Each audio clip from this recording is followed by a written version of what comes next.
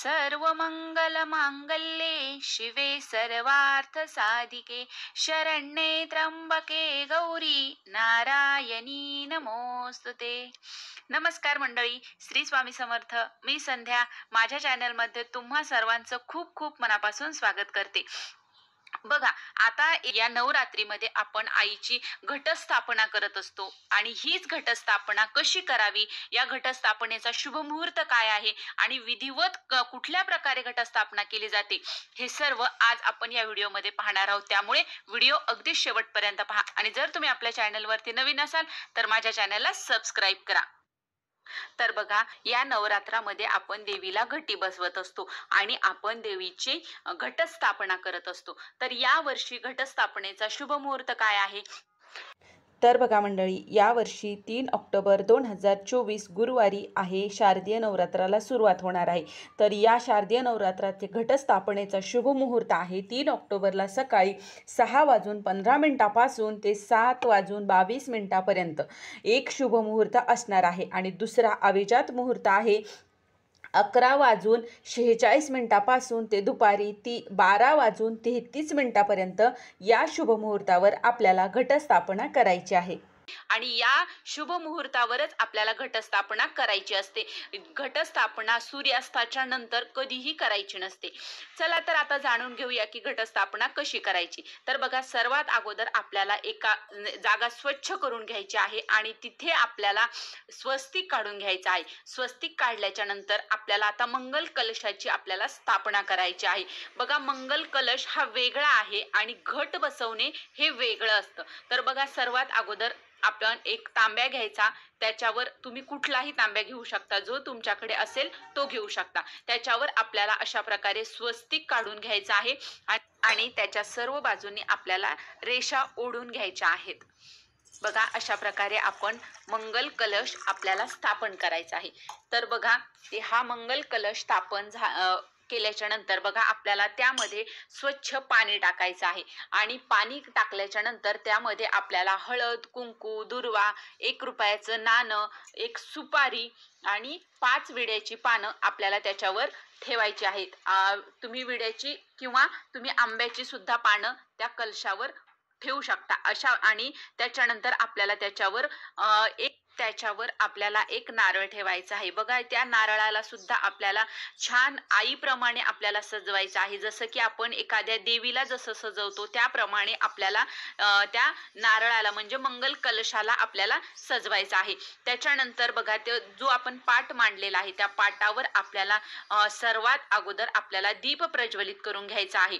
बघा, अशा प्रकारे दीप प्रज्वलित करून घ्यायचा। त्याच्या अगोदर तिथे आपल्याला तांदळाची रास टाकायची, त्याच्यावर अष्टदल आपल्याला काढून त्याच्यावर दिवा आपल्याला प्रज्वलित करायचा आहे आणि बघा, अशा प्रकारे आपण मंगल कलशाला आईचे रूप दिले आहे।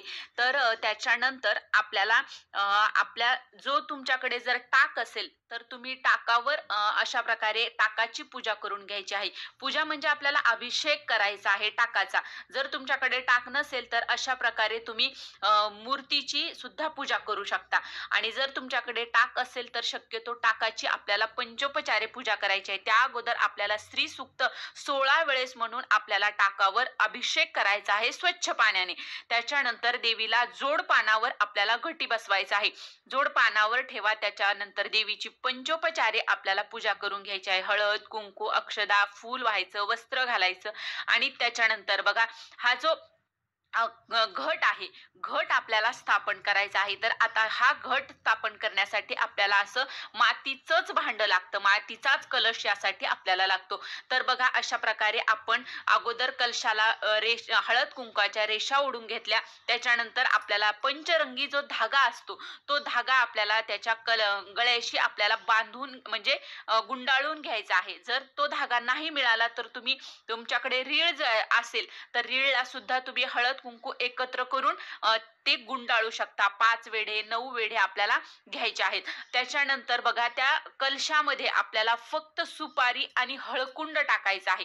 बघा, आपण जेव्हा मंगल कलश टाकलेला आहे त्या मंगल कलशामध्ये आपण सुपारी, 1 रुपयाचं नाणं, हळद कुंकू अक्षदा टाकलेली आहे. पण हा जो घट असतो, या घटामध्ये आपल्याला फक्त हळकुंड आणि सुपारी टाकायची असते. आता बघा याच्यावर मी छान विड्याची पानं ठेवलेली आहेत. त्याच्यानंतर बघा अशी आपल्याला शेतातील वावरी घ्यायची आहे, किंवा त्याच्यानंतर ही अशी टोपली भेटते बघा, ती टोपली घेऊन यायची आणि त्या टोपलीमध्ये आपल्याला वावरी म्हणजे शेतातली मातीच, आपल्या शेतातील मातीच आपल्याला त्यामध्ये टाकायची आहे. आणि त्याच्यानंतर त्याच्यामध्ये आपल्याला सप्तधान्य टाकायचे आहे. तुम्ही तुमच्याकडे जे धान्य असतील ते सप्तधान्य आपल्याला त्यामध्ये असे मिक्स करून घ्यायचे आहेत, जेणेकरून ते उगवायला छान प्रकारे उगले जातात. तर त्याच्यानंतर हे बघा अशा प्रकारे थोडा खड्डा करून आपल्याला त्यामध्ये असा घट हा उभा करून बसून घ्यायचा आहे. हे बघा.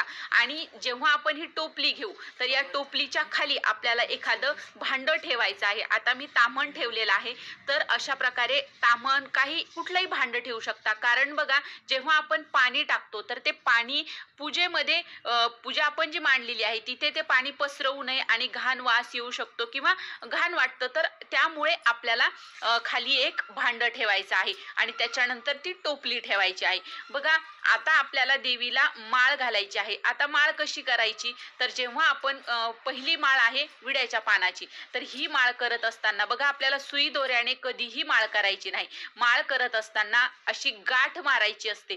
अशा प्रकारे गाठ मारत मारतच आपल्याला आपल्याला माळ तयार करून घ्यायची आहे. बघा जेव्हा आपण फुलाची माळ घालू तेव्हा सुद्धा ती माळ आपल्याला सुई आणि दोऱ्याने म्हणजे विणायची नसते, ती गाठ मारूनच आपल्याला करायची असते. तर बघा अशा प्रकारे आपल्याला माळ तयार करून घ्यायची आहे विड्याच्या पानाची. आता त्याच्यानंतर बघा आपण छान प्रकारे देवीची पूजा करून घेऊया. सर्व पूजेला आपल्याला हळद कुंकू वाहायचं आहे, अक्षदा फूल धूप दीप दाखवायचा आहे.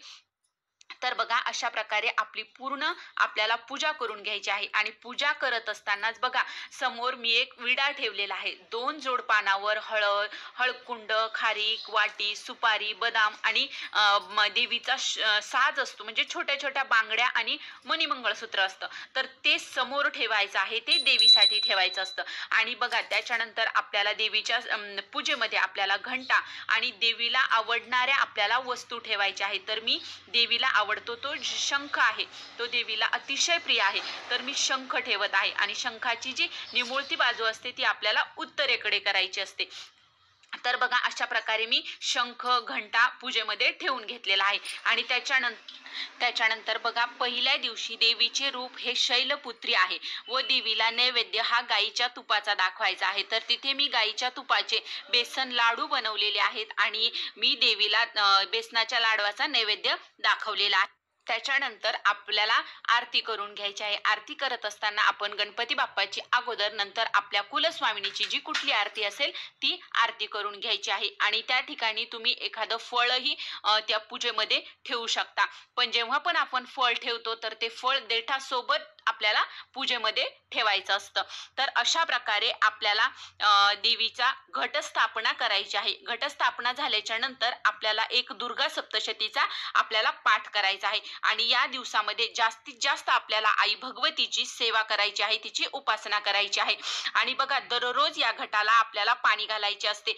फक्त एक गोष्ट लक्षात ठेवायची, आपण जो टाक किंवा मूर्ती ठेवलेली आहे तिला आपल्याला हात लावायचा नसतो.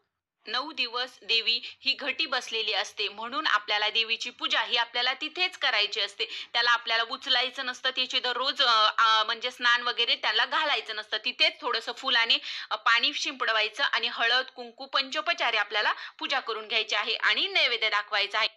बघा आपापल्या घराप्रमाणे आपापल्या रीतिरिवाजाप्रमाणे आपण अशा प्रकारे घटस्थापना करत असतो. बऱ्याच ठिकाणी काय केलं जातं, हा जो घट बसवलेला आहे त्या घटावरच नारळ ठेवतात आणि तिथेच माळ सुद्धा तिथेच वाहिली जाते. पण ही पद्धत मी दाखवलेली आहे ती अतिशय पारंपरिक पद्धत आणि शास्त्रीय पद्धत हीच आहे. तुमच्याकडे जशी केली जाते तुम्ही तशा प्रकारे करू शकता, पण ही जी पद्धत आहे ती पारंपरिक पद्धत आहे आणि आमच्याकडे अशाच प्रकारे घटस्थापना केली जाते. आणि हे जे नवरात्र आहे हे नवरात्र शारदीय नवरात्र, देवीचे नवरात्र आहे, म्हणून या दिवसामध्ये फक्त देवीचा एक टाकच घटी बसवायचा असतो, सर्व देव घटी बसवायचे नसतात. तर आता तुमच्या लक्षात आलंच असेल की घटस्थापना कशी करायची, घट कसा स्थापन करायचा, मंगल कलश कसा स्थापन करायचा, हे सर्व आज मी तुम्हाला या व्हिडिओमध्ये सांगितलेलं आहे. तर कसा वाटला व्हिडिओ मला नक्की कमेंट करून सांगा. आणि जर तुम्हाला हा व्हिडिओ आवडला असेल तर व्हिडिओला लाईक करा, जास्तीत जास्त लोकांपर्यंत हा व्हिडिओ शेअर करा आणि आपल्या चॅनलला सबस्क्राईब करा. श्री स्वामी समर्थ.